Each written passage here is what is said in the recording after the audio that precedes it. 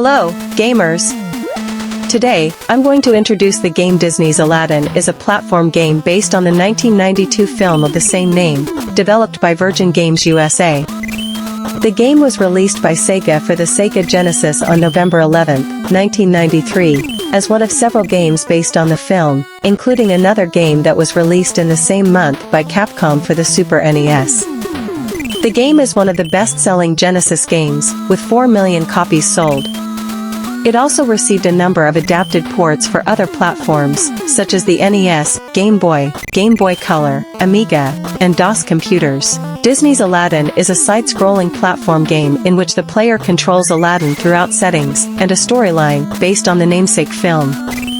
Aladdin's primary forms of offense against enemy characters are a scimitar for short-range slashing attacks and apples that can be pelted as long-range ammunition. The apples are a finite resource, but can be collected in abundant amounts throughout the game. Aladdin's health is indicated by a trail of smoke emanating from the genie's lamp in the top left corner of the screen. The trail shortens whenever Aladdin is harmed by an enemy or environmental hazard. Health can be restored by collecting blue genie hearts scattered throughout the levels. If Aladdin runs out of health, a life will be lost.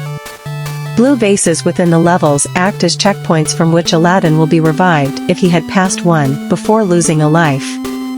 Extra lives can be received by collecting golden icons in the shape of Aladdin's head hidden in the levels. If Aladdin's last life is lost, the game prematurely ends. The number of lives and apples Aladdin is equipped with at the start of the game is determined by the difficulty setting, which can be adjusted in the main menu. Aside from apples, Aladdin can collect gems, which can be traded with the peddler in each level for extra lives and wishes. The latter allow the player to continue the game from the current level after losing their last life, instead of having to start again from the beginning.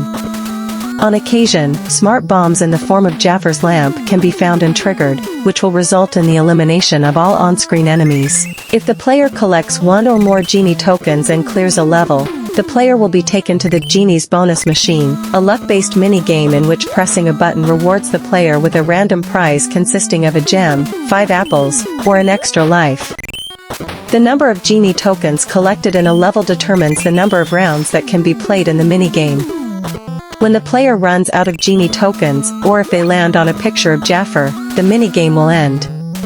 If the player picks up an Abu token in 2 levels, a bonus level featuring Aladdin's pet monkey Abu as the player character will initiate following the genie's bonus machine. In these levels, the player must maneuver Abu left and right to collect gems, apples, and extra lives that drop to the ground while avoiding pots, rocks, fish, Iago's cousins, palace guards, and other hazards. If Abu comes into contact with a hazard, the bonus level ends. Remember to subscribe to the channel. Thank you.